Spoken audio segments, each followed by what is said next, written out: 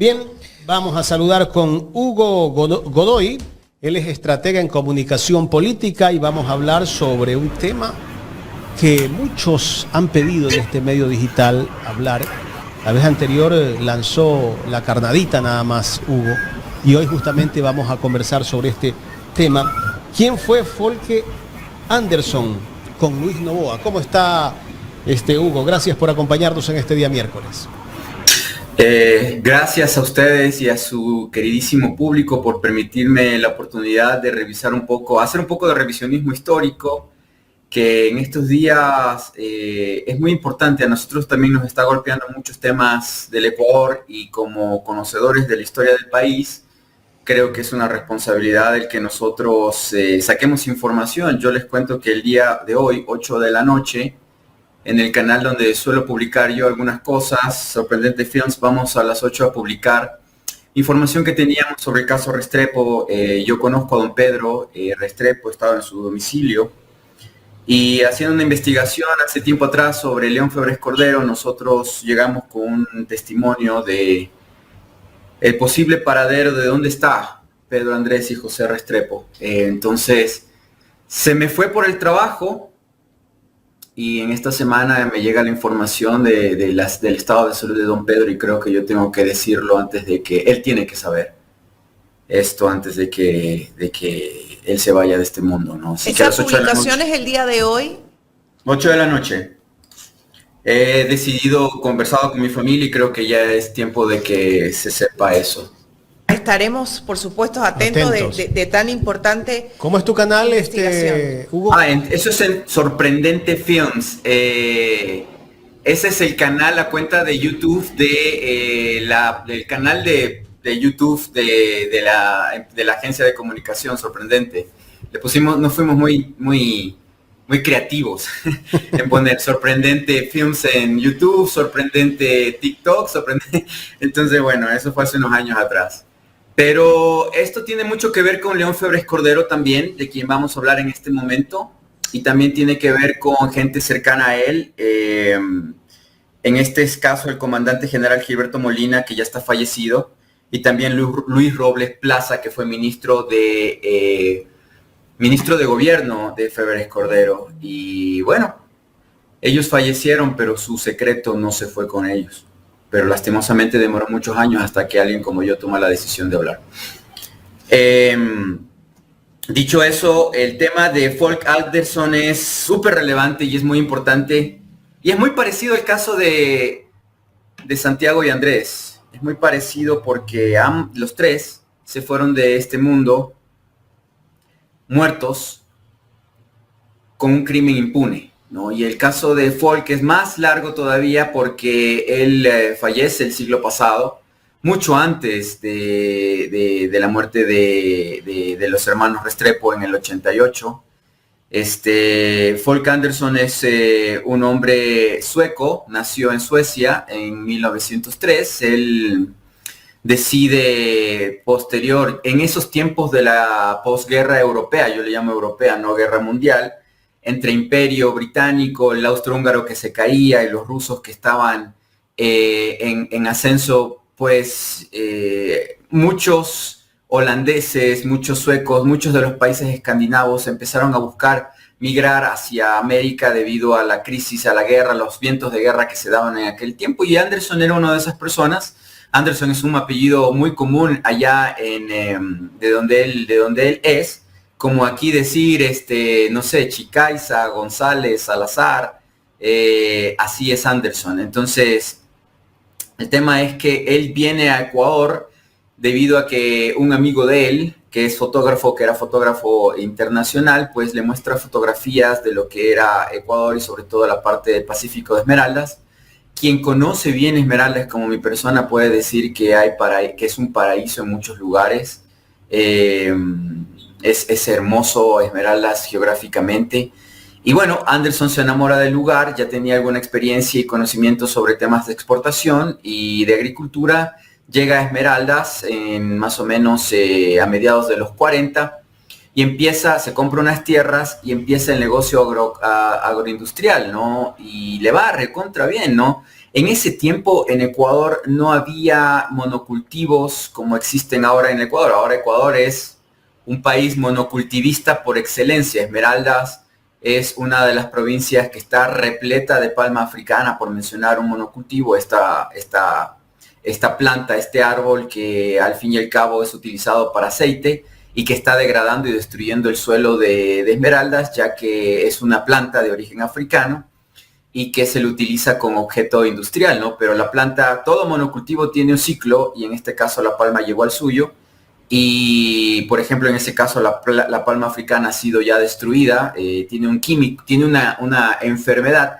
Todo monocultivo termina con una enfermedad, eso es algo, una reacción propia de la naturaleza, ¿no? Le pasó al cacao en su momento, por eso dejamos de ser el principal exportador de cacao el siglo pasado, le pasa al banano, con la cigatoca negra me parece, y le pasa también a la palma. Pero en esos años, donde el suelo era maravilloso, increíble, Folk Anderson llega al Ecuador y empieza el proceso de exportar. Le va tan bien a este hombre que no vino con familia, que crea una compañía en Panamá para hacer interconexión para la exportación de sus productos bananeros a nivel internacional.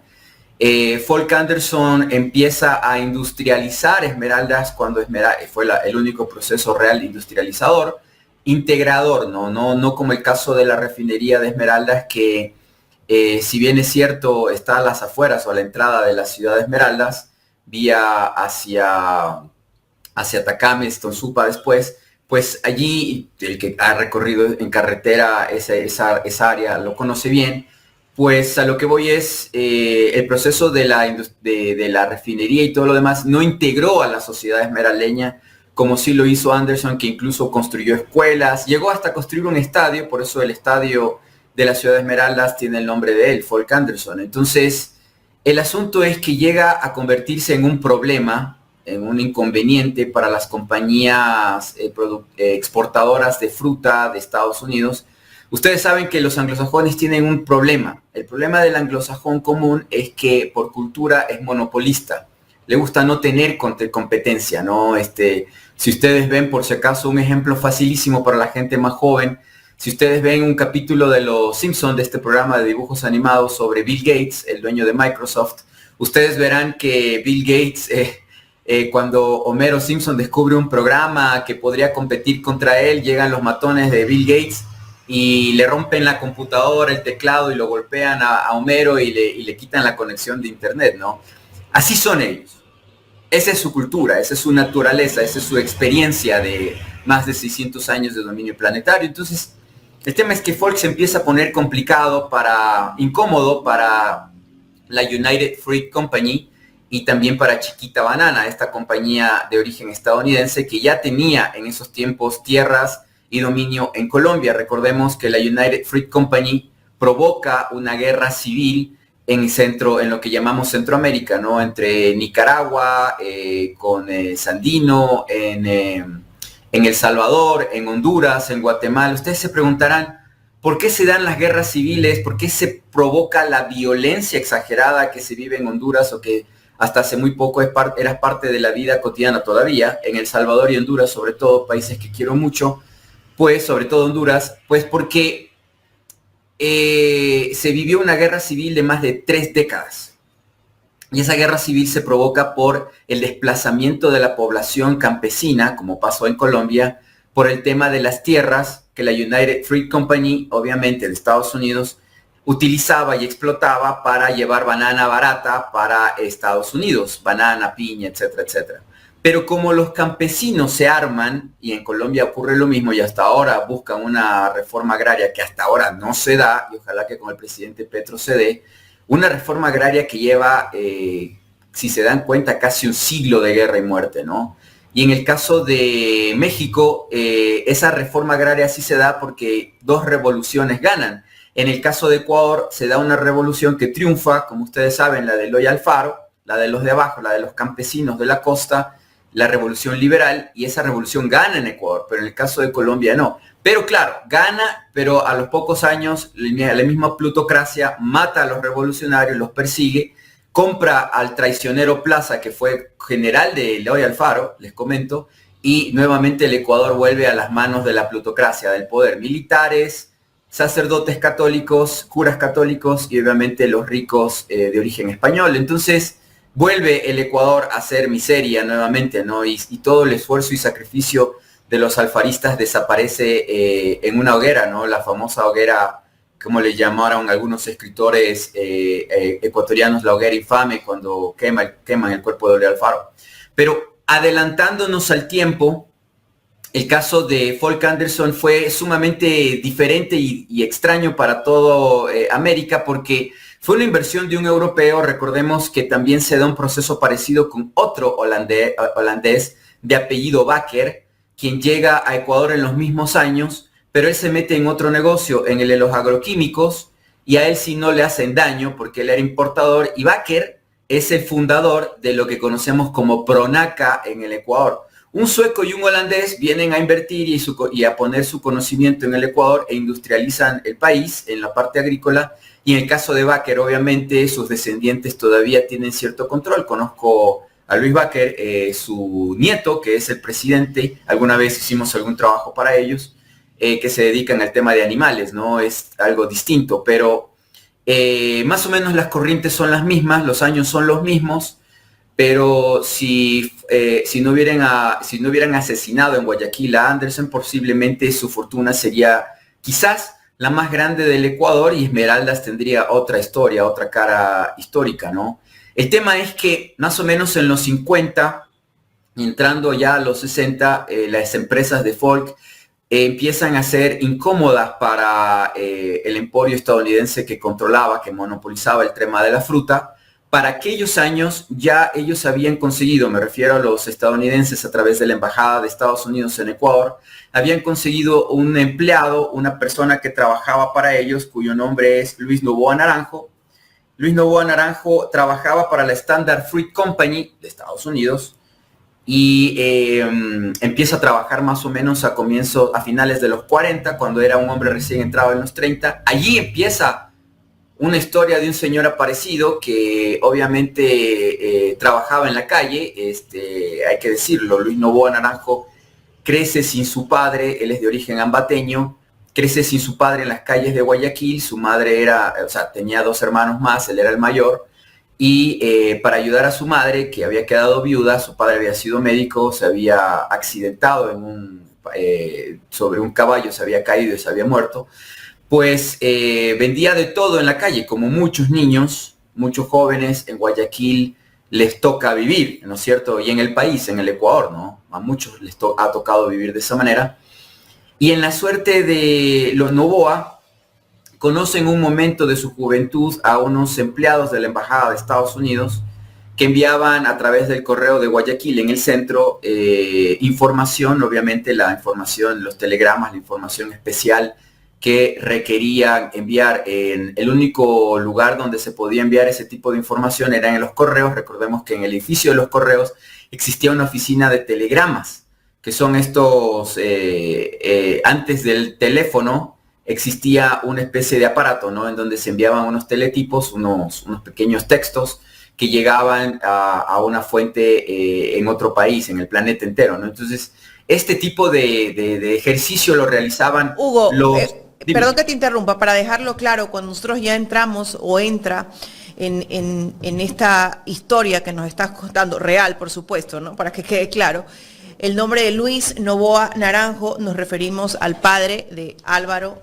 Novoa Pontón, que es el papá del actual presidente de la República, Daniel Noboa Singh. Un poco para que la gente no pierda el contexto de hacia dónde vamos llegando. Perdón, sí, muy importante y muy clara, Carlita, su aclaración. Sí, bueno, estamos hablando del hombre que llegó a su muerte a ser en el 94-95 el que manejaba el 40% de la exportación de banano del Ecuador. Luis Novoa Naranjo, 40% de la exportación de banano del país lo manejaba este hombre. Y a los 30 años lo que vendía era timbres de correo, afuera del correo. ¿Cómo es que en 20 años logra convertirse en un hombre tan relevante e importante? Pues a eso vamos. El asunto es que los estadounidenses, sabiendo que tenían ya problemas en Colombia, porque ellos en todos los países que acabo de mencionar en América tenían una exportación directa, es decir, United Fruit Company, Chiquita Banana en Colombia o en el Ecuador, Standard Fruit Company, así tienen estos nombres, ¿no? La Standard Oil, recordemos que Standard les ha de sonar interesante porque Standard era la empresa de uno de los Rockefellers, ¿no? La Standard Oil Company, la más grande exportadora de petróleo del planeta, que por el monopolio en el gobierno de Estados Unidos en algún momento le obligaron a Rockefeller a dividir su fortuna de su emporio de petróleo, y ahí se divide la compañía en Exxon y en otras compañías más, que Exxon se convierte luego en la Chevron que también tiene un pasado y una historia que se junta luego después con los mismos Noboa. Es muy interesante porque el mundo, aunque ustedes no lo crean, aunque seamos 8.000 millones de personas, en el tema de los monopolios el mundo es muy pequeño. En el tema de los multimega millonarios el tema es muy, muy pequeño, muy reducido. Bueno, entonces el tema es que los estadounidenses dicen, bueno, mejor es tener un empleado, una persona que nos ayude natural, por de ahí del lugar, que conozca el territorio, que conozca a la gente, y a través de él vamos a gestionar el tema de la exportación del banano, y si algún problema ocurre, si hay sindicatos, si hay asesinatos o lo que sea, no se convertiría el tema en un problema de diplomacia entre países como sí ocurrió en la masacre que hubo en Colombia con los trabajadores del banano, en donde el ejército de Colombia asesinó en los 50 a miles de trabajadores bananeros y obviamente provocó un repudio, un rechazo hacia las compañías exportadoras de fruta de Estados Unidos. Entonces no quisieron cometer ese error en el Ecuador y habían decidido que Ecuador debería ser su proveedor de banano barato, porque el tema es que la banana en Estados Unidos es barata, incluso en algunos casos es hasta más barata que la que se compra en Ecuador, ¿no? Entonces eso es algo muy relevante también.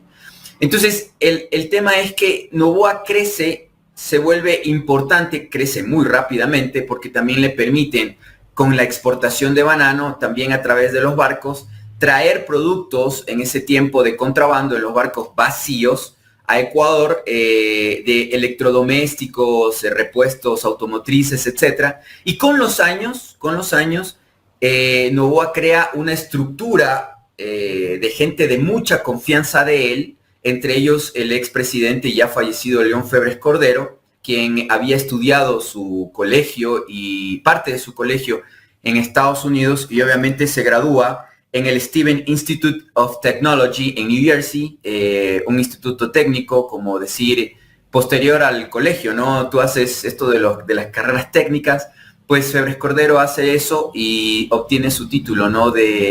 Bueno, él se hacía llamar ingeniero, ¿no? Ingeniero mecánico, y él estudió en un instituto y regresa a Ecuador, trabaja para algunas compañías como por ejemplo la eléctrica de Guayaquil, Emelec, y en ese tiempo, bueno, después que ya pertenecía a un círculo de conocidos que eran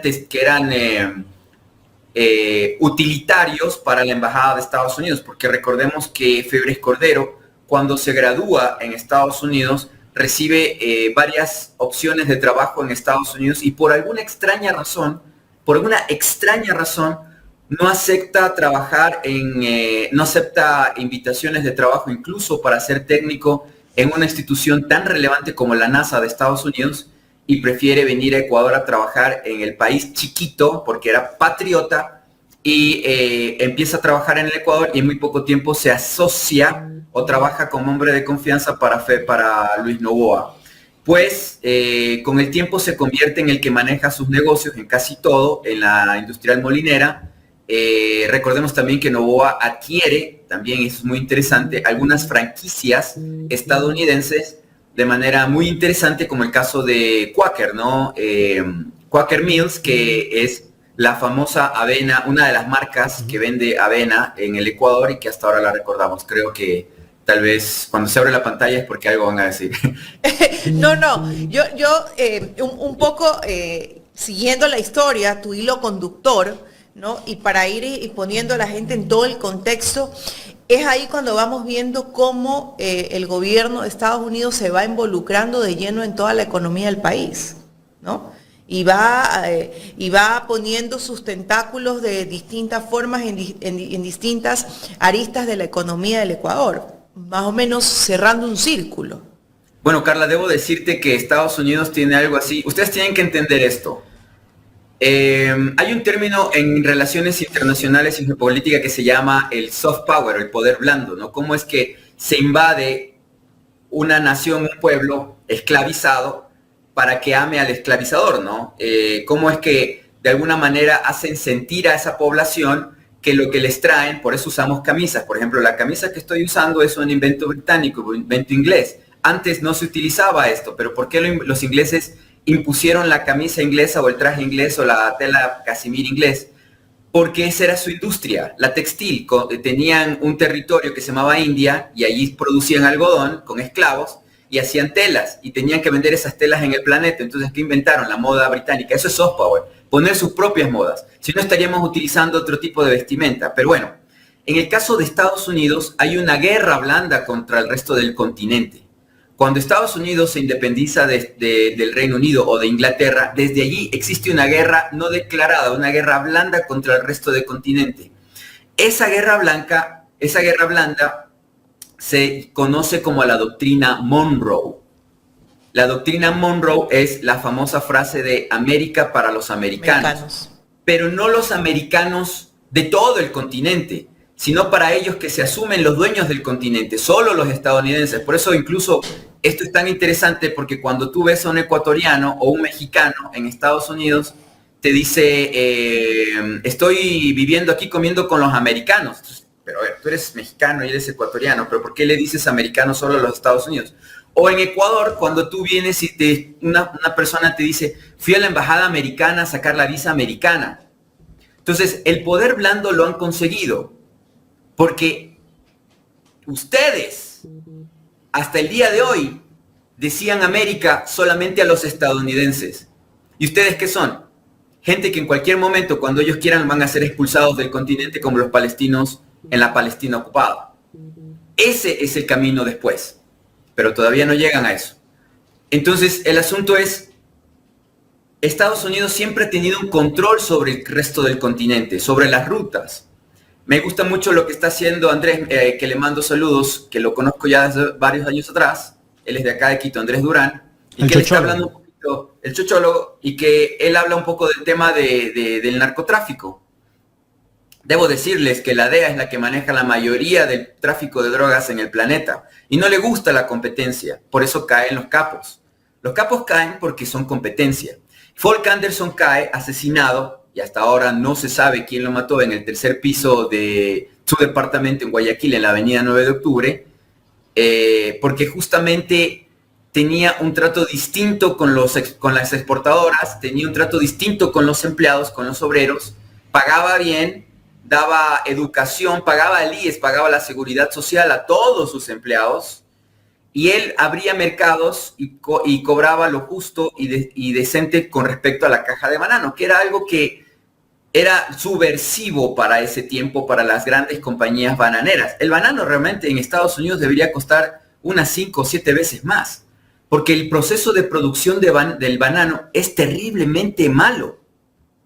O sea, primero, la expectativa de vida de un recolector de bananas, por el caso de la fumigación, el tema de, ya es más que comprobado que el Roundup o el glifosato que producen los estadounidenses, así es, produce cáncer.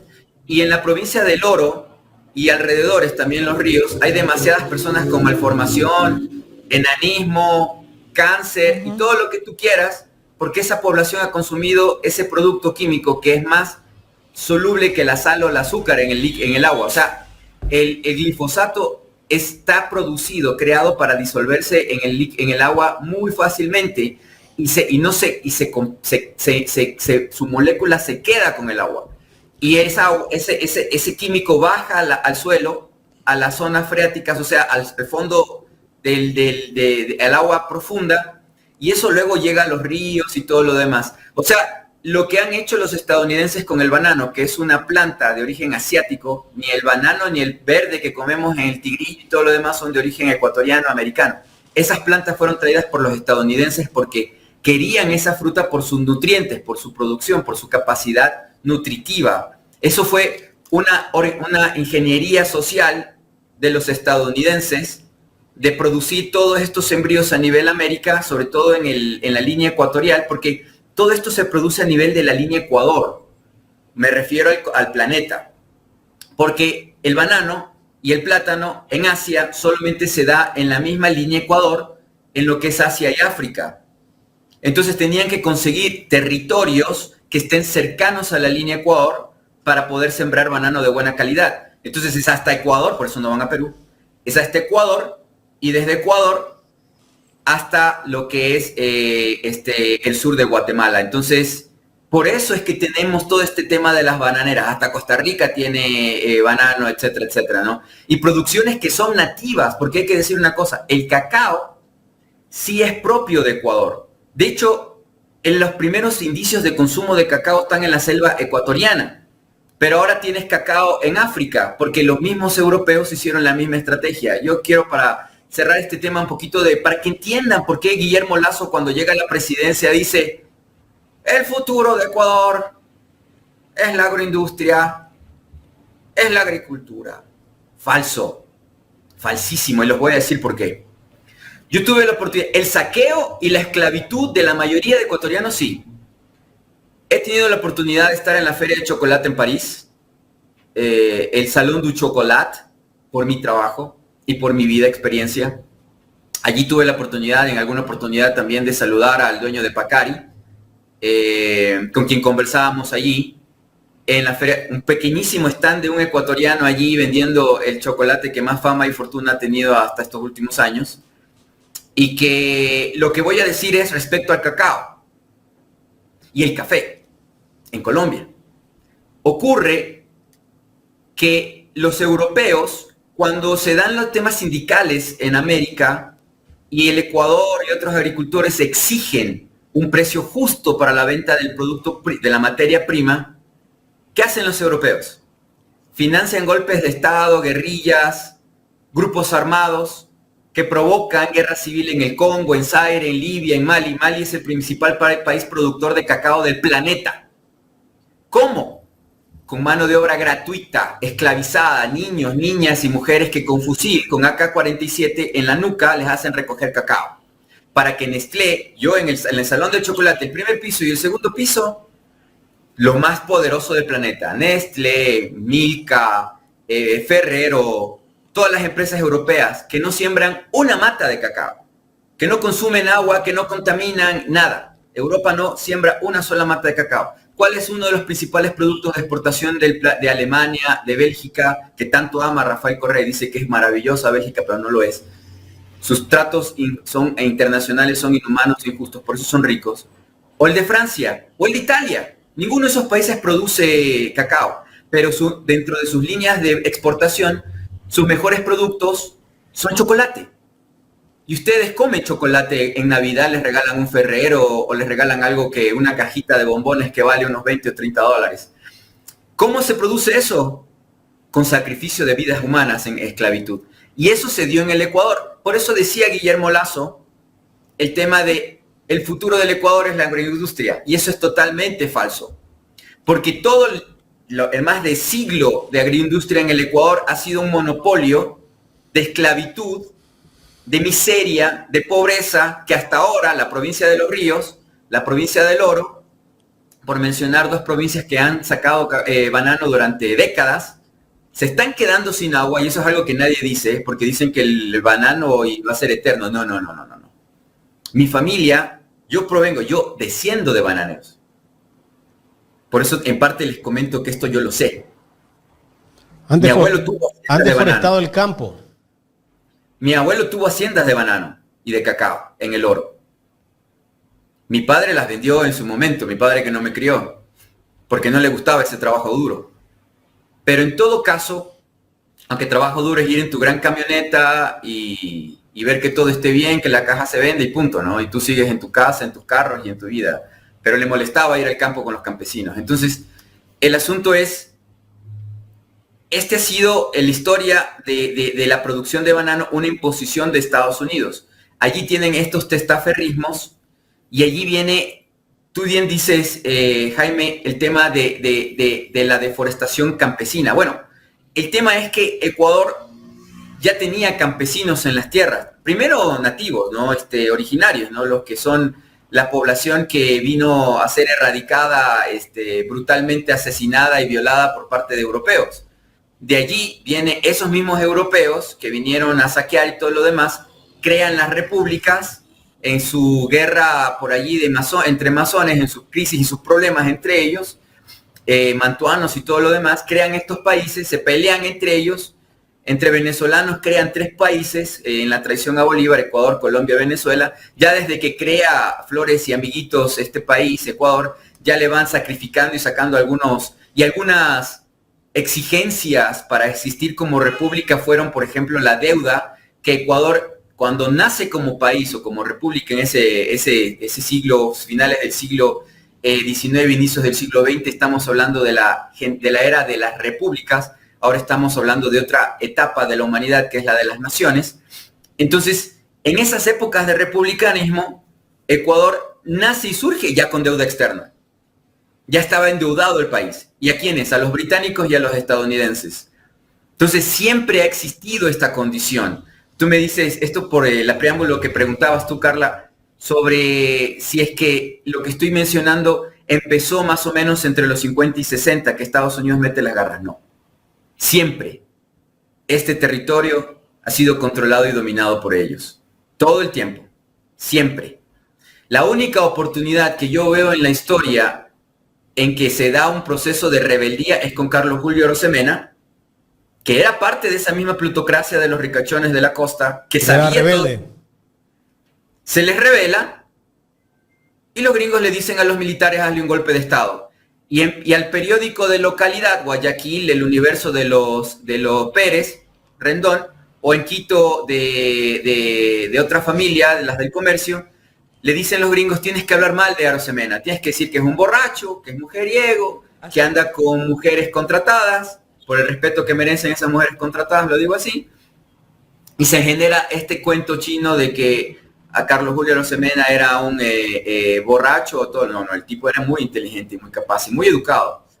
Pero claro, como se le revela a los gringos, empieza a promover la sindicalidad, a los empleados, a los obreros les reduce, porque antes en Ecuador, Carla, tienes tú que saber esto. En Ecuador los obreros trabajaban 7 días a la semana. 7 días a la semana, no más de 12 horas. A más de 12 horas. Esclavitud. Ese es el Ecuador. Ese es el verdadero Ecuador. Entonces, cuando Carlos Julio Arosemena decide darles 8 horas de jornada laboral, 5 días a la semana, los gringos dicen: no, este se nos está rebelando, la banana va a subir de precio, votémosle. Y le hacen un golpe militar a Carlos Julio Arosemena. Primera etapa. Segunda etapa, yo creo que sería la de Jaime Roldós Aguilera. Le reventaron el avión cuando quiso nacionalizar, cuando llegaba después, cuando sabían los espías, porque el problema aquí es que el poder siempre tiene espías adentro. Siempre. Todo el tiempo. Y bueno, los militares, y los principales son los militares.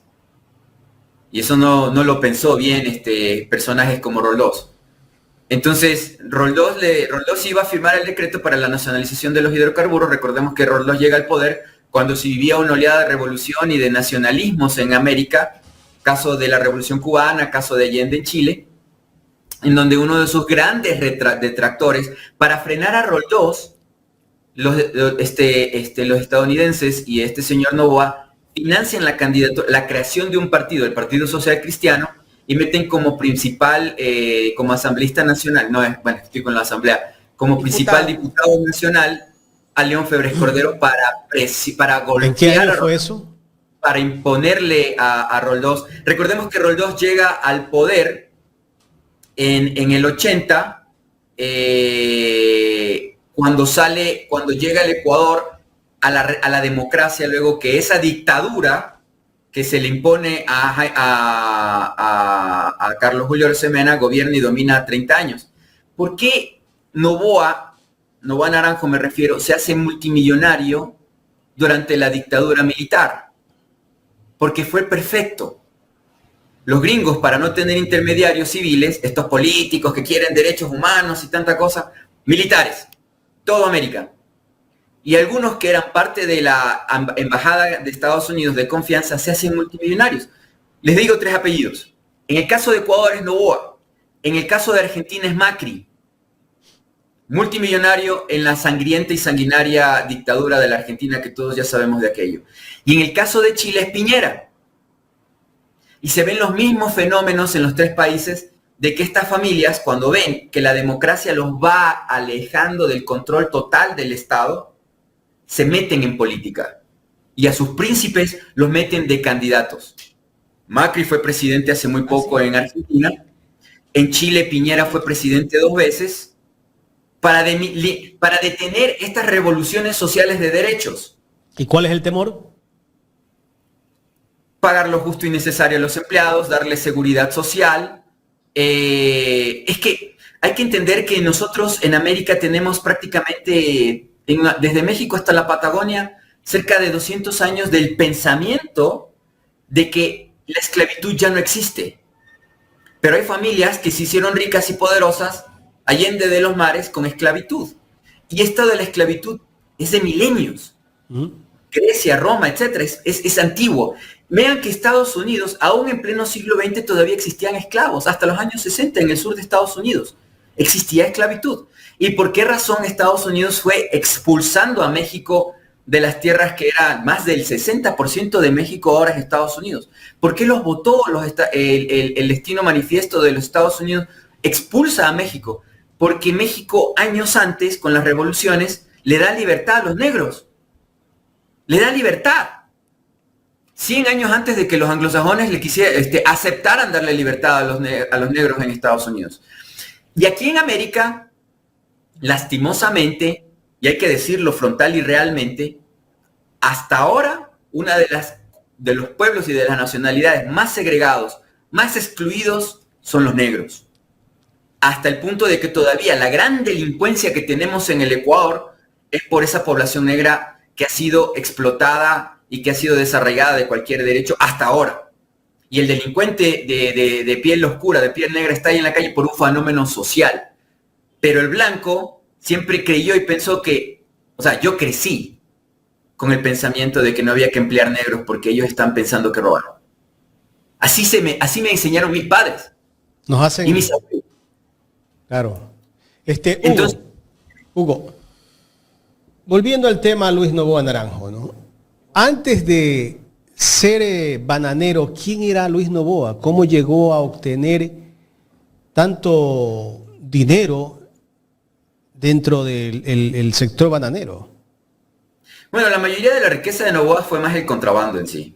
Y en ese contubernio de contrabando también participan muchas familias de Guayas, ¿no? Y de toda la región, sobre todo los que migraron y vinieron en un barco por la guerra que se dio en la Palestina actual ocupada, cuando los británicos deciden crear un estado, más o menos a mediados del siglo pasado, en Palestina, que ahora no vamos a decir el nombre porque este canal va a ser censurado como mi canal, que está más que baneado y bloqueado, pero eso lo decimos allí. Y se genera lo que yo denomino y llamo, para evitar la censura, el israelismo. Entonces se da una guerra de invasionismo, de expansionismo, y mucha población de Líbano se migra, ¿no? Sobre todo familias de clase media que no querían involucrarse con la guerra, y también de tradición católica, se migran hacia América, ¿no? Y estas familias libanesas llegan desde Norteamérica hasta el sur, ¿no? Hasta el sur del continente, hasta Chile y Argentina, ¿no? Pero en Ecuador vinieron algunas familias, algunas se cambiaron el apellido para mimetizarse, para cristianizarse, si se podría decir así. Por ejemplo, el caso de los Isaías, quienes son de origen libanés y se cambiaron el apellido a Isaías para sonar menos árabe, ¿no? Y pues, tienes Aspiazus, tienes Nebot, etcétera, etcétera, etcétera, ¿no? Entonces, muchas de estas familias generaron su riqueza en una estructura de contrabando. ¿Cuál era la estructura? Las aduanas no tenían control del Estado, eran una mafia verdadera, y lo que entraba de contrabando se distribuía a través de los puertos, en este caso el puerto de Guayaquil, a través de mercado informal. Desde ahí surge lo que se conoce como las bahías, y estas bahías, que tienen precios baratos, no son sino un fenómeno de contrabando, de daño al Estado, al gobierno, ¿no? Entonces, ¿por qué es que tienes un país pobre que no tiene recursos? Porque donde debería cobrarse impuestos, donde debería generarse la riqueza para escuelas, para educación, para seguridad, etcétera, etcétera, no se puede porque simplemente la mafia lo tiene controlado. Y ellos sí se hacen multimillonarios. Mucha de la riqueza de Noboa y de muchos de estos ricachones que son de buena familia en Guayas, ese dinero debería ser parte de la escuela que tú tendrías que tener en tu barrio, de un cuartel de policía eficaz, de las patrullas y de todo ese tipo de condiciones. No sé si se dan cuenta de lo que estoy mencionando. El tema de Noboa viene porque tú me dices, ¿quién era Noboa hasta el 36, 37? Era un vendedor callejero. ¿Qué vendía? Era un vendedor callejero. Vendía franelas. Vendía lotería, dicen, ¿no? Vendía de todo. Limpiaba coches. Hacía lo que podía. Su gran suerte fue estar afuera del correo y vender timbres postales.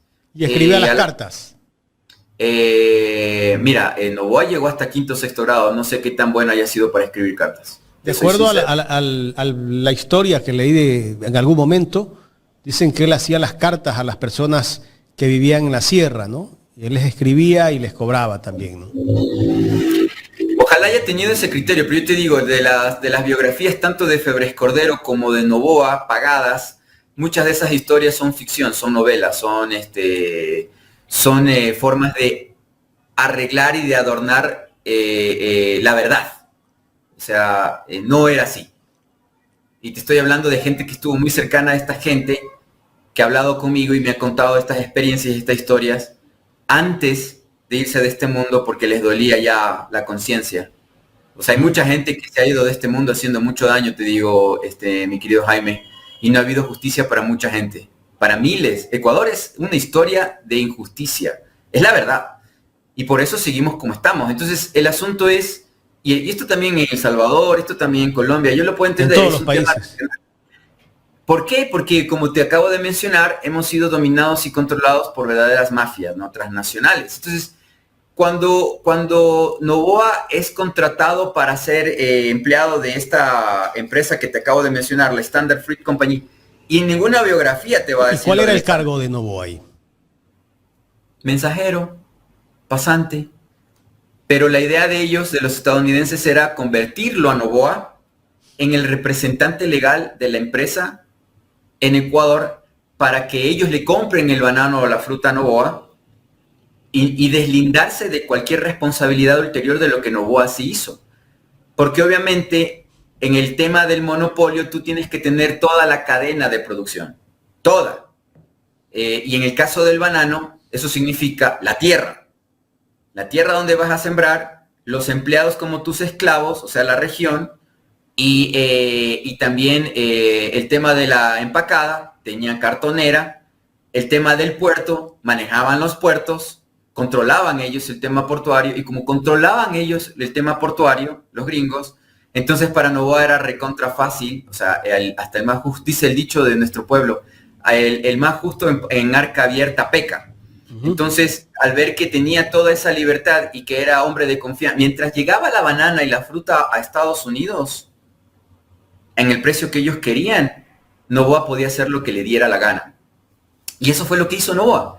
Con el dinero que él iba ganando, él ya ganó su primer 1.000.000 de sucres, más o menos entrando al 40, muy joven, imagínate en ese tiempo ganarse 1.000.000 de sucres, cuando estabas entrando a tus 30, pues tenía mucho dinero para invertir. Entonces, Noboa aprendió en esos años a ser muy radical e imponerse con la gente con la que él negociaba. Él no negociaba.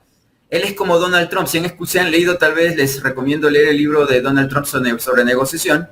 Él dice que al chico lo aplasta y al fuerte, con el fuerte negocia. Y eso era lo que hacía Noboa, aprendiendo de los gringos, al chico lo aplasta. Entonces, las tierras que no lograban conseguir o comprar, sobre todo las cercanas a ríos, afluentes de acequias, etcétera, etcétera, si no las compraban, mandaban a matones a provocar crímenes. Y en el caso de Noboa, como aprendió de los gringos, él delegaba hacer el trabajo sucio. Y Febres Cordero, que era el delegado, tenía dos cómplices en esto, que siempre estuvieron en él y salían en las fotografías. El uno es el Pepitón, Ese es el apodo que tenía uno de sus grandes... Ojo, que León tenía 1,90 m, ¿no? Y siempre era mal encarado, siempre era malhumorado. Claro, era un tipo grande, imponente. Tan grande, 1,90 m. Bueno, 1,90 m para el tamaño ecuatoriano. Yo te cuento una anécdota, ¿será o no será cierta? Pero mira, trabajando en este trabajo que es bonito de saber la verdad y de investigar, y por la influencia que he tenido en mi vida, alguna vez llegué a alguien que estuvo en Carondelet haciendo el tema de las llamadas internacionales en un conmutador cuando Bucarán era presidente. Bucarán también es alto, ¿no? Y esta anécdota te la acuerdo por los militares ecuatorianos. Los militares ecuatorianos no todos son muy altos. Y en el caso del comandante del ejército en esa época, el que fue alcalde de Quito, Paco Moncayo, llega a Carondelet y le dice a Bucarán que era respetado por Febres Cordero. Febres Cordero siempre decía en su círculo íntimo: lo quiero a este porque es inteligente, es loco, es corrupto, pero es muy inteligente. Es difícil cogerlo a Bucarán. Eso decía León de Bucarán. A quien respetaba en cierta forma era Bucarán. Entonces, por inteligente. Y Bucarán le dice, cuando va, Moncayo le dice: señor presidente, debo decirle que el comando conjunto ha decidido retirarle su apoyo y aquí tiene un vehículo afuera para sacarlo del Palacio de Carondelet. Y Bucarán le da un manotazo, porque era como 15 centímetros más grande que Moncayo. Le da un manotazo, lo empuja, se pone rojo opaco, porque es blanco, Paco, bien blanco. Y señor presidente, el vehículo está afuera, así que es lo que he venido a decirle, y se va. Y Bucarán le dice a la persona que me cuenta esta historia, le pasa una agendita chiquita, con un montón de números telefónicos. Y allí estaba el teléfono de sus amigos presidentes, ministros, pero el primero que pide llamar es al presidente de Panamá, para que le dé el asilo, ¿no? Para el asilo.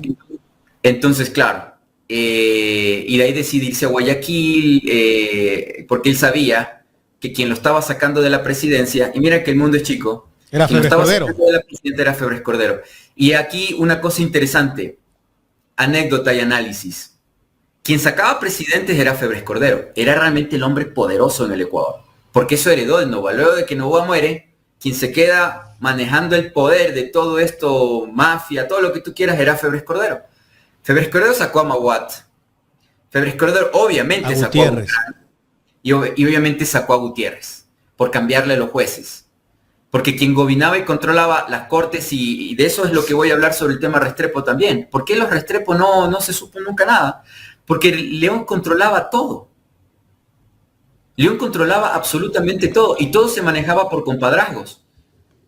Hasta la fecha en la que estamos luchando y peleando actualmente, y eso es lo que le pasa a Glass, eso es lo que le pasa a Freddy Carreño, que ustedes entrevistaron hace muy poco tiempo, que lo conozco, tuve el placer de conocerlo en su momento. Todos estos personajes son víctimas de una estructura de ilegalidad. La otra vez hablamos aquí de la farandulización de la justicia, pero la farandulización los socialcristianos también la hicieron con la política, con las elecciones.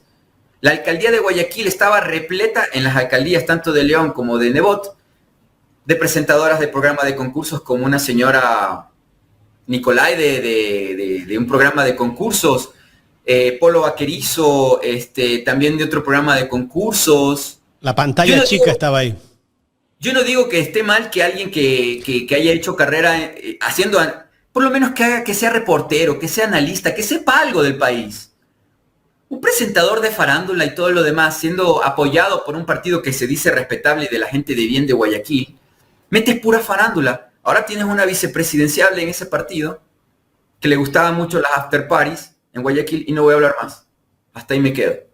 Pero en todo caso, a lo que voy es que ojalá, con lo que estamos hablando y mencionando, porque todo esto tiene una razón de ser, y soy sincero y verídico en todo esto, ojalá el Partido Social Cristiano, ya murió María Guerrero, que fue otro invento de Neo, ojalá que el Partido Social Cristiano en estas elecciones sea su penúltima, si no la última elección electoral que va a tener. Lastimosamente, me duele decirlo, no es la última, porque el Partido Social Cristiano le ha hecho daño terrible al Ecuador y al país. Lo inventaron para frenar primeramente las posibilidades de Jaime Roldós Aguilera, como te menciono, desde el Congreso para evitar las reformas que Jaime Roldós quería. Porque León, que era el obrero, el que hablaba bien, el estudiado, el intelectual, digamos, dentro de este grupo de matones, que como te decía, te estaba diciendo, dos de los que fueron parte del gobierno de Febres Cordero y siempre fueron de sus allegados y se hicieron ricos, el uno es Petitón y el otro era el Negro Fernández. Investiguen, averigüen, busquen a la hemeroteca, como dicen en las embajadas, quién era el Negro Fernández y quién era el Petitón. Y en el caso del gran ministro pues, de Febres Cordero, del cual voy a hablar a las 8 de la noche, Luis Robles Plaza, ¿quiénes son estos personajes? Y cómo no les duele en absoluto tapar un crimen, un asesinato, un crimen. No les dolía, porque lo venían haciendo toda la vida. Y por eso Hugo, ¿qué injerencia tenía el grupo Noboa en los gobiernos de Febres Cordero, de Sisto Durán Ballén, de Bucarán y todos los gobiernos que han desfilado después de la muerte de Roldós? Absoluta y total poder. ¿De qué manera? Mira, solo te hago esta referencia. Cuando Noboa Naranjo muere en Nueva York, en el 94, a entrada del 95, él tenía obviamente dos familias, ¿no? Se había casado dos veces. Uh-huh. Y el testamento, el verídico testamento de este señor, se lo iba a leer en el consulado de Ecuador en Nueva York. Y la gran fortuna de él la iba a pasar a su segunda esposa y a sus hijos de su segundo compromiso. Pero heredero de todo este conocimiento de cómo funcionan las cosas en el Ecuador a garrote y bala, su segundo hijo, padre del actual presidente, manda a 3 asesinos, New York, consulado de Ecuador, armados hasta los dientes, entran al pequeño consulado de Nueva York en Estados Unidos, roban el testamento del señor Noboa, mandados por Alvarito. Señor Correa, déjeme vivir. Noboa tiene algunos problemas intelectuales, eso es algo que viene de la línea sanguínea del padre de Luis Noboa. El hijo, el actual presidente, también tiene autismo y algunos problemas, algo de esa familia. Pero Álvaro tiene algo que es innato en él, codicia pura y dura como el padre, y el hijo también, y también un carácter terrible, pero terrible, malhumorado como pocos. Álvaro es de gritar y de insultar y de patear como niño mimado. El padre también era igual, y el nieto obviamente también padece del mismo problema. Estaban hablando ustedes sobre lo de la embajada de México acá. Esa noche en que Noboa manda a militares y policías a atacar la embajada de México, lo hizo con gritos, con pateada y también salió de sus casillas en Carondelet. Entonces, estamos hablando de gente que tiene verdaderos problemas de carácter. Pero a lo que voy es, antes de su muerte, no había gobierno que no hiciera nada si que Luis Noboa no dijera. No había ley que no se aprobara si Luis Noboa no decía que esa ley fuera aprobada. Todo a nombre y favoritismo de él. Todos los gobiernos, hasta Velasco Ibarra, que tanto dicen el hombre que salía para el pueblo y todo. No. Velasco Ibarra se reunía con Noboa todas las semanas. Llegaban 2 Land Cruiser de la costa, manejados por el equipo de Noboa, por la gente de Noboa. Se quedaba 1 o 2 días, hablaba con el Congreso, hablaba con Velasco Ibarra y regresaba a Guayaquil. Y si Velasco se le portaba un poco terco, estaban los militares, porque había una estructura, como te menciono, ¿no? Si el poder directo de Noboa era su estructura de confianza, la segunda línea era la embajada de Estados Unidos. Y tanto es así la cercanía de Noboa con el gobierno de Estados Unidos que cuando Febres Cordero gana, Febres Cordero tenía un teléfono satelital en el que se conectaba directamente con 2 personajes de su misma época como presidentes. Margaret Thatcher hablaba directamente con Febres Cordero y Ronald Reagan de Estados Unidos. Margaret Thatcher era tan cercana, y analicen e investiguen. Hugo. ¿Quiénes fueron al Cortijo alguna vez? ¿Y quiénes fueron invitados de honor de Febres Cordero en su momento?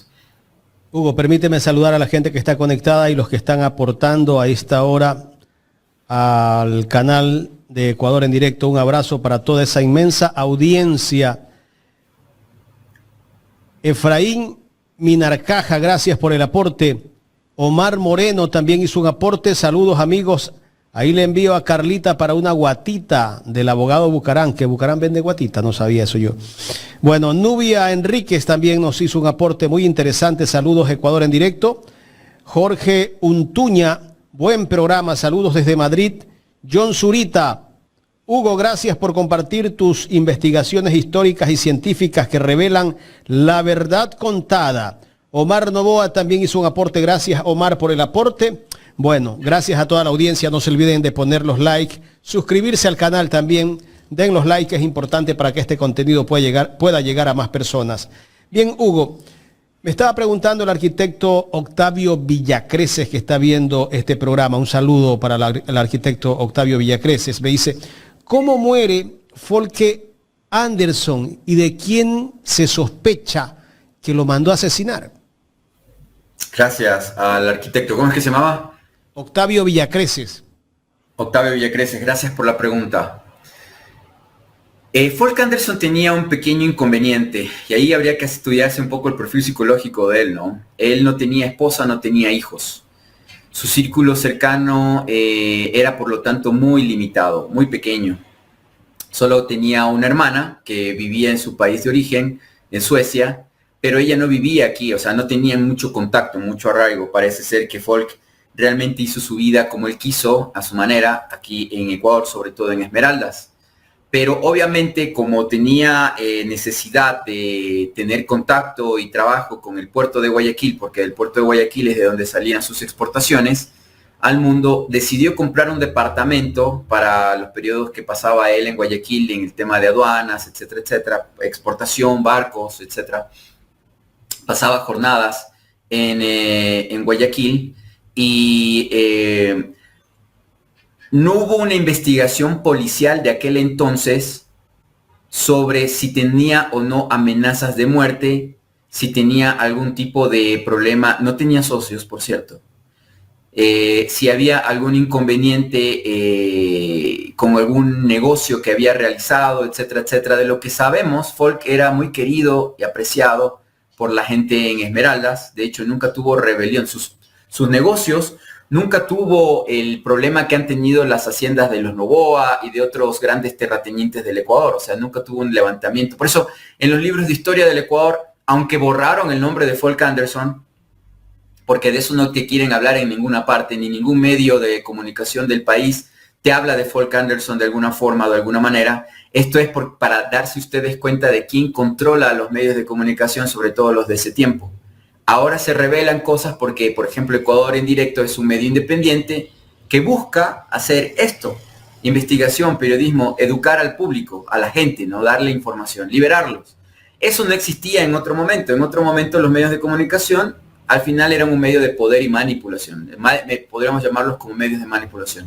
Y claro, la vida de Folke fue tal desaparecida de los registros y de las historias. No ha habido documentales, Ecoavisa nunca hizo un Visión 360, Teleamazonas, la señora Inostroza nunca hizo un, ¿cómo es que se llamaba su programa?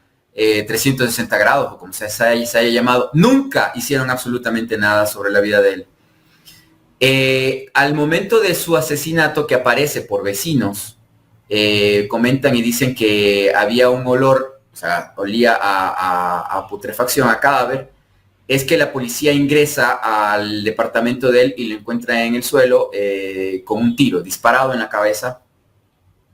No hubo testigos, no se escuchó absolutamente nada y nunca se hizo una investigación seria sobre el tema. Lo único que la policía de Guayaquil mencionaba era que no habían pistas suficientes como para determinar quién fue el asesino.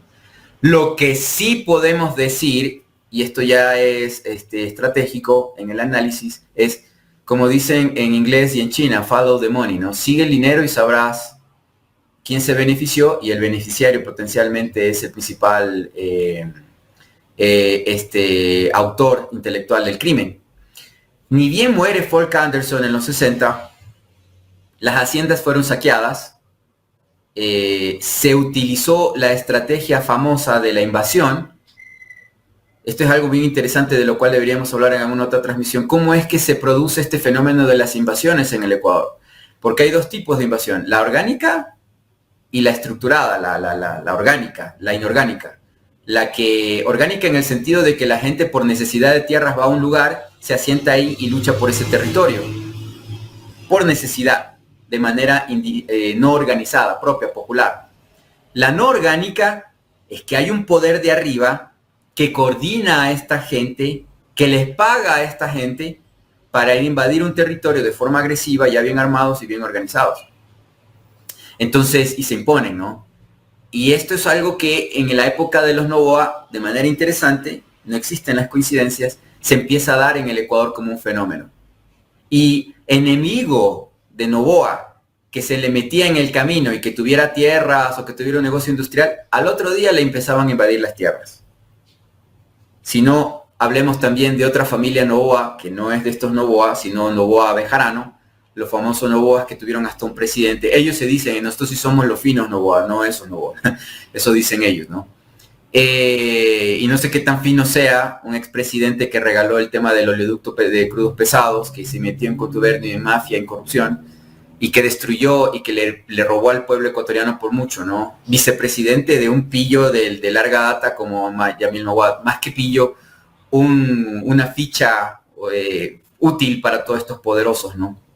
Pero más allá de aquello, al otro día de la muerte de Anderson, o en su seguidilla de un mes a 3 meses, desmantelaron y deshuesaron toda su maquinaria, la maquinaria porque a diferencia de la esclavitud y de la explotación de mano de obra, en el caso de los Noboa, en el caso de Anderson había tecnología, había maquinaria, había equipos que se utilizaba para tanto el tema del bombeo de agua, como también para las cosechas, etcétera, etcétera.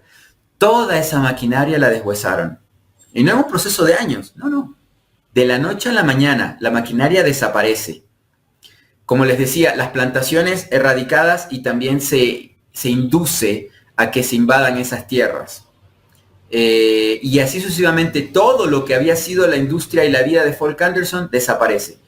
Yo me comprometo con esta transmisión para poder ubicarle a la familia o descendientes de Folk Anderson en Suecia, si es que tiene descendientes la hermana, para hablar más sobre el tema.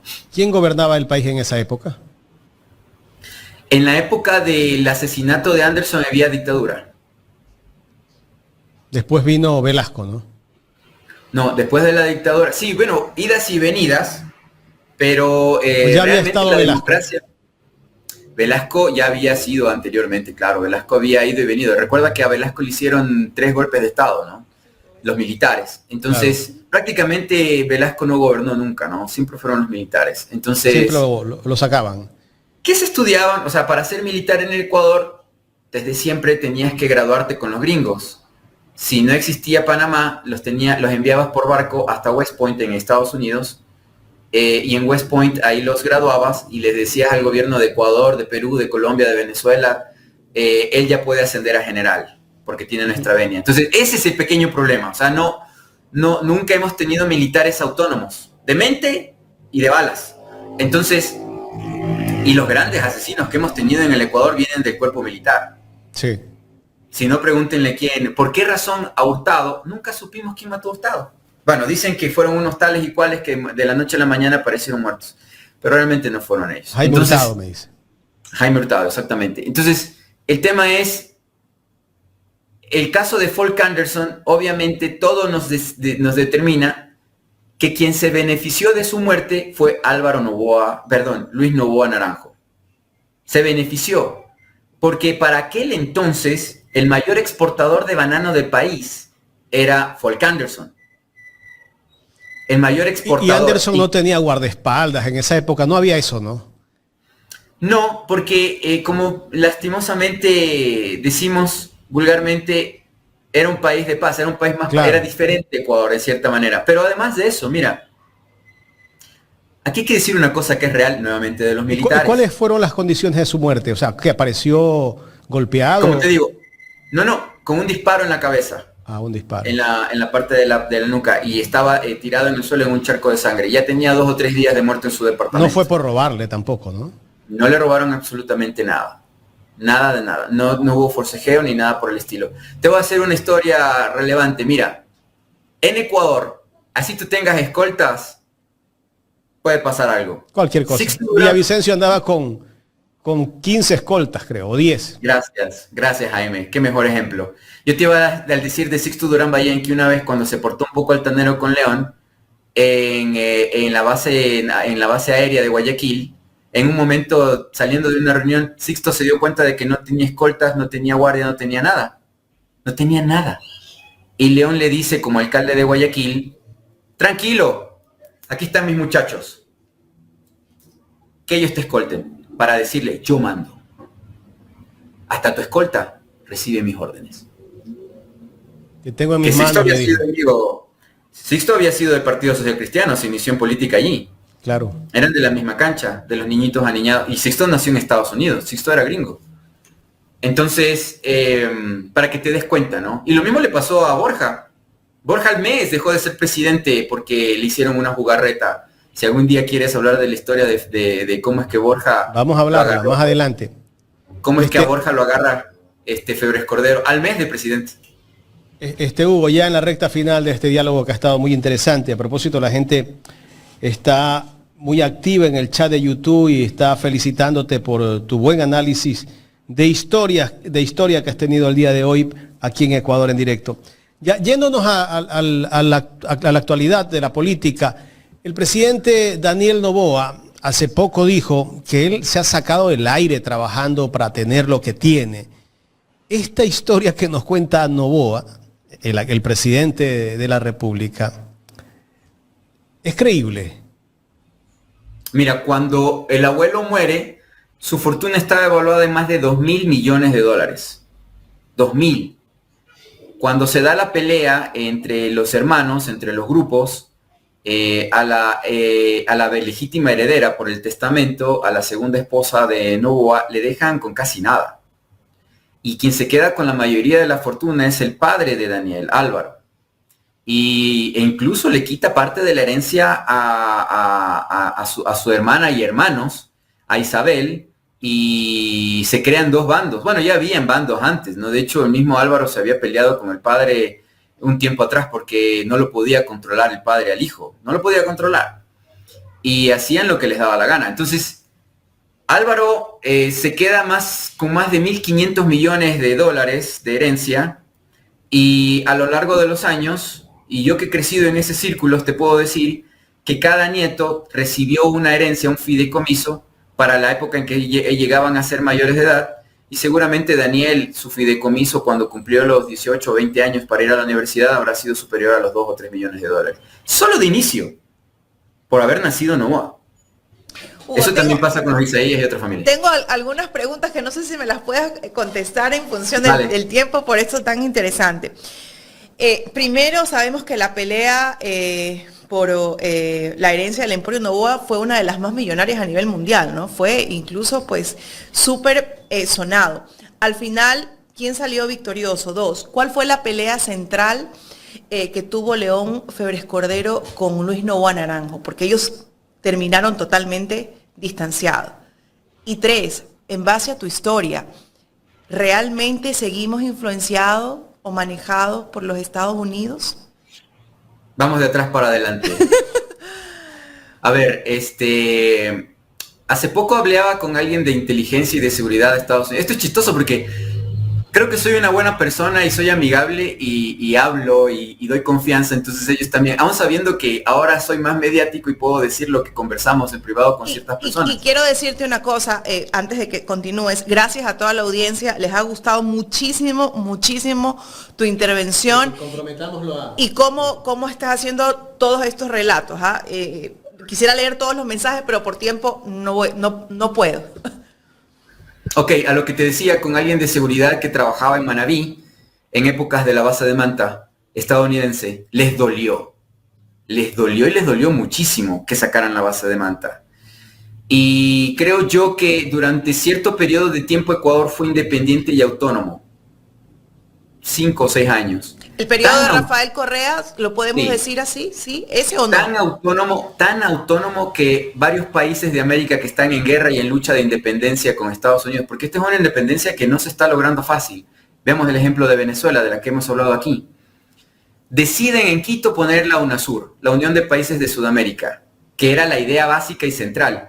Y lo que quería Chávez era crear un convenio de seguridad recíproca, una OTAN, o sea, lo que entendemos con la Organización de Seguridad Recíproca de Europa y Estados Unidos de América del Sur, un solo ejército para América del Sur.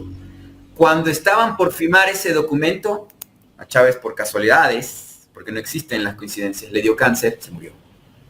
Lula se enfermó gravemente, casi se muere, después hasta fue a la cárcel y todo lo que ya sabemos, y ahora es blandito. Cristina se enferma de cáncer también, el mismo cáncer, qué extraño, o sea, como medio extraño. Y también se ablanda. A Correa le pasa el tema de la rodilla. Todos se fueron a Cuba a tratarse. Porque Cuba es el único país, el único lugar que ha tenido independencia de Estados Unidos de toda América, 60 y más años, desde la revolución. Claro, con el costo del bloqueo, ¿no? Que hablando con alguien de la Embajada de Cuba hace unos días en una reunión, yo le preguntaba y le decía, mira, yo estimo que lo que ha perdido le han robado a Cuba es de entre 60 años, unos 200.000 millones. Y me ve el cubano y me dice, ¿estás en serio, Hugo?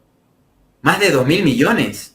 Y sin contar las ganancias del todo lo robado, de los ahorros que tenía Cuba en Estados Unidos, en Reino Unido, lo que le han hecho a Venezuela, las ganancias que hubiéramos obtenido de todo eso.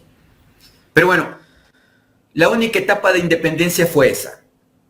Cuando retoman los estadounidenses o el departamento, la CIA retoma Ecuador, cuando Ecuador, los ecuatorianos, con el poder blando, lo que te acabé de mencionar, a lo que yo me dedico, a la comunicación estratégica, le hacen al ecuatoriano votar 7 veces sí. Indirectamente le dicen, aquí está el papel, soy Lucifer, Satanás, firma y te voy a dar una buena vida. Y el ecuatoriano, o una buena parte, no todos, pero los que votaron el 7 veces sí, votaron por la fiscal Diana Salazar, por la Corte Constitucional de aperro que tenemos, por el Consejo de la Judicatura, donde tienes un adicto a la cocaína que ahora está en la cárcel y que por sus problemas habla de una manera muy extraña, la verdad.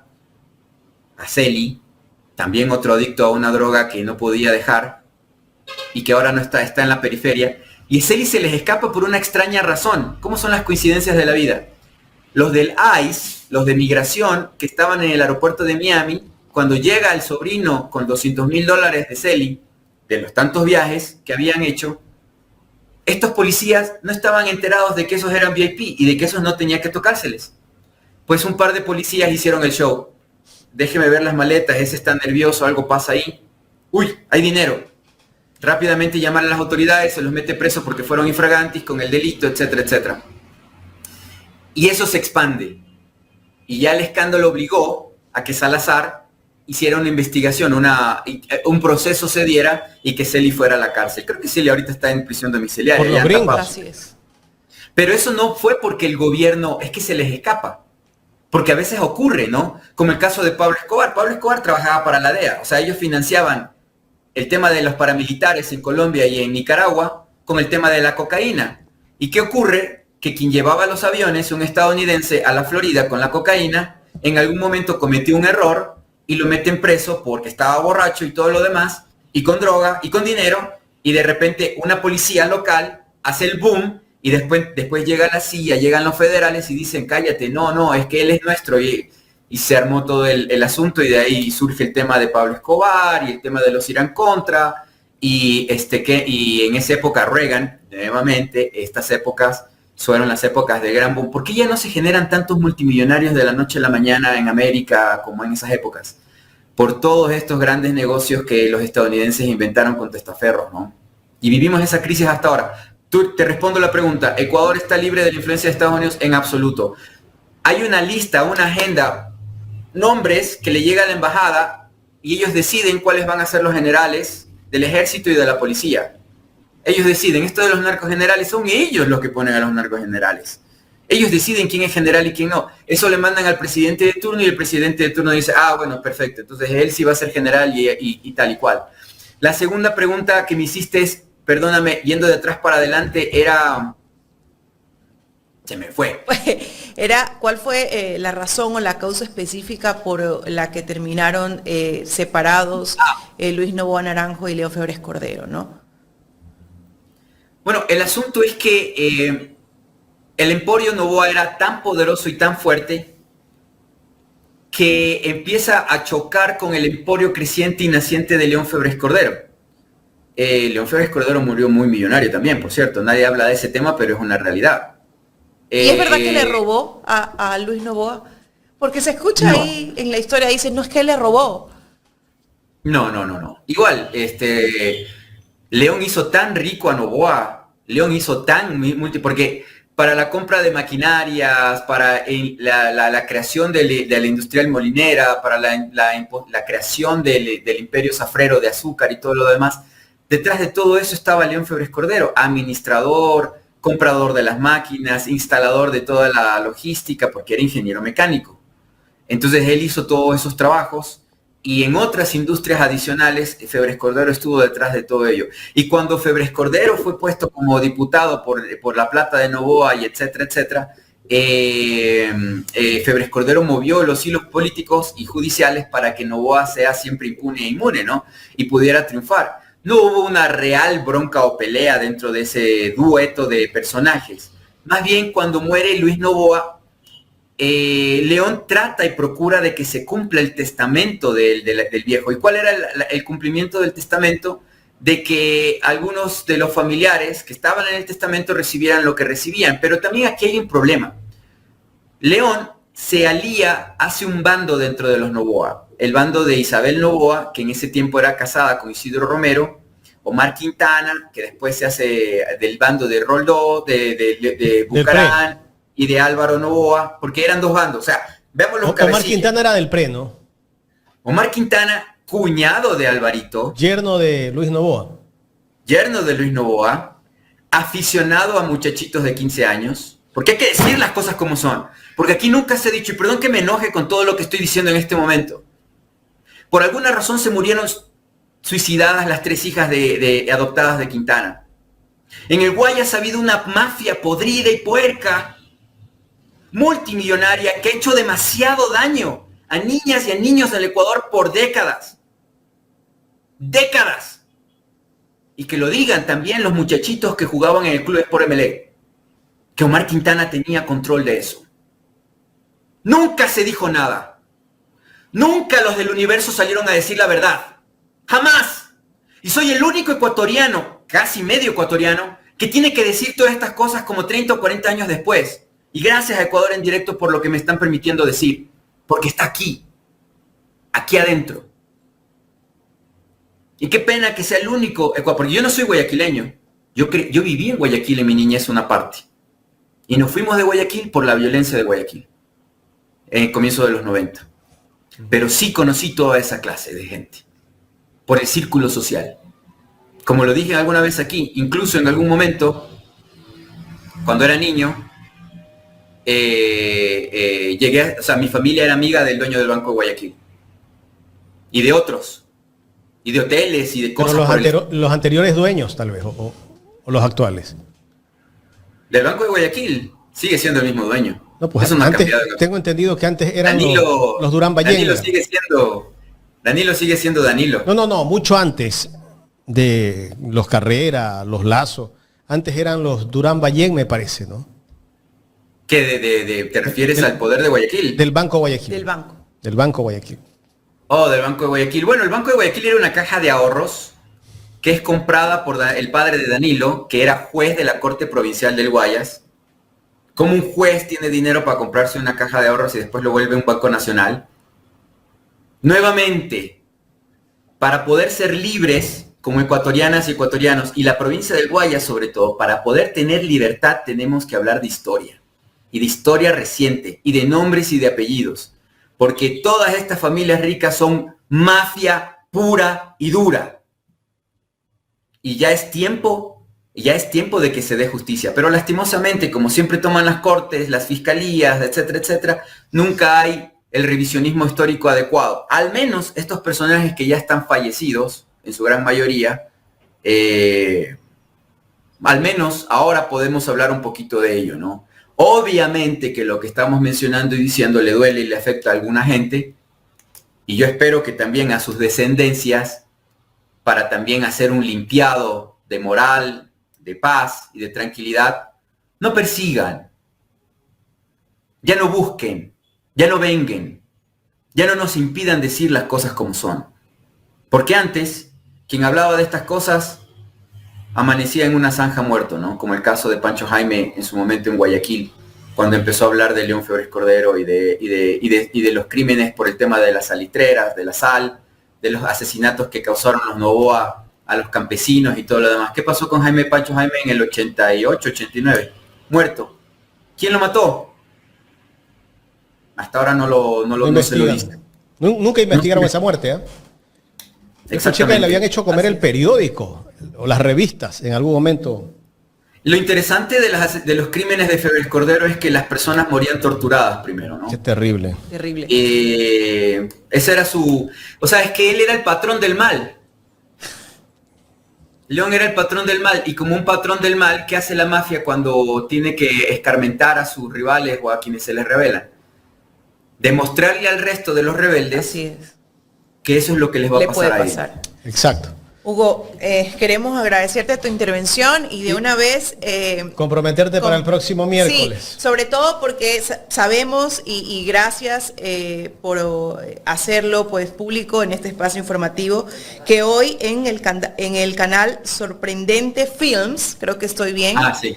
Sorprendente Films, vas a exponer datos sobre el caso Restrepo, y yo creo que de pronto en base a esa información que vas a revelar el día de hoy, en consideración y justo homenaje a la memoria de ellos y sobre todo de su familia, de su padre, como lo decías el día de hoy, para poder conversar sobre este tema y que la gente conozca la verdad, ¿no? Decías hace un momento, solo la historia nos hará libre, y creo que sí nos hará libre porque todos estos personajes han dejado descendencia, y esa descendencia sigue de una u otra forma ahorcando al Ecuador, ahorcando a los ciudadanos, y nos mantiene aún en un yugo diferente por la condición actual en la que vivimos, pero aún nos mantiene en un yugo. Así que qué importante. De mi parte, muchísimas gracias. Yo quiero pedir disculpas si es que se demoró esto a la familia Restrepo, los conozco al padre y a la hija, pero sobre todo mi responsabilidad mayor es con Santiago y con Pedro Andrés. Cuando me llegó esta información, no hace mucho tiempo, haciendo investigaciones justamente sobre el gobierno de Febres Cordero, me llegó esta información y se me fue de la memoria, en verdad. Tantas cosas que pasan por la cabeza y uno que se entera de tanto y la coyuntura. Y cuando me llego a enterar de que don Pedro está mal y que probablemente no lo tengamos mucho tiempo más, dije, yo tengo información de qué pasó con los hijos de él. Entonces mi pedido de disculpas es a Santiago y a Pedro Andrés, porque si me pasa lo mismo que les pasó a ellos, me gustaría que alguien cuente mi historia. Eso nomás. Gracias. Hugo, nos vemos el próximo miércoles. Bueno, el próximo miércoles será. Me organizo. Con Nicolás y con todos. Eso, estaban preguntando por Nicolás. ¿Qué pasó con Nicolás el día de hoy? Es que ahora ya me metí en la estructura familiar y dije, bueno, la persona tiene que venir a las 8:30. no a la otra hora que... En mi agenda, no la agenda de ellos. Un saludo para Nicolás. Gracias, Hugo. Sí. Un abrazo. A ustedes. Buena tarde. Hugo Godoy conversando con nosotros en esta mañana aquí en Ecuador en directo.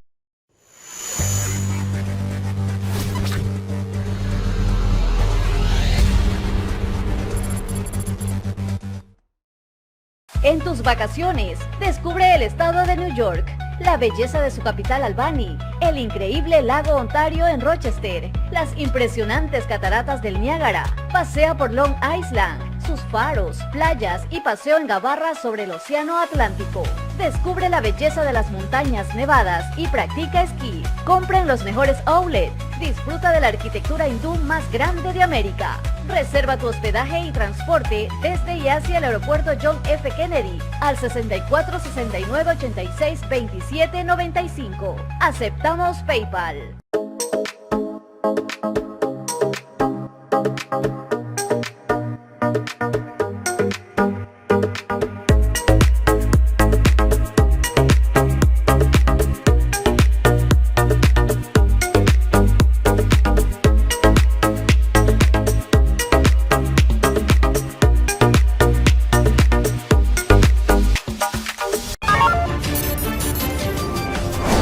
Subrayo, no es eso.